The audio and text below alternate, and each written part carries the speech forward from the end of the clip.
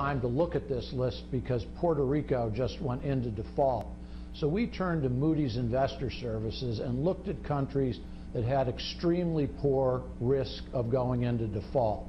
There were 7 countries on this list. Number 7 is Belarus, followed by Argentina in 6th place, Jamaica in 5th, Belize in 4th, and then taking a quick look at the balance, Venezuela is number 3 on the list. The reason for that is simple.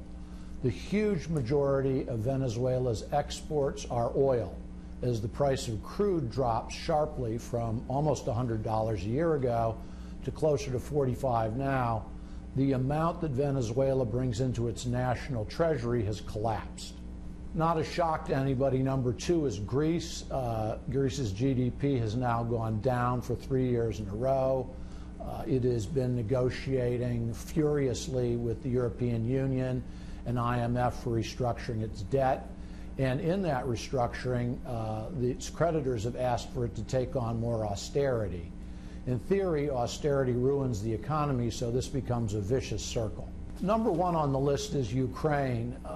Obviously, the big problem there is that the country is effectively at war with Russia. One of the things that this does is it tremendously disrupts a lot of the service and agriculture industries that drive the economy. And Ukraine has become so desperate that it has had to turn to the IMF to look for short-term loans so that it can pay off its debts. So what can people take away from this?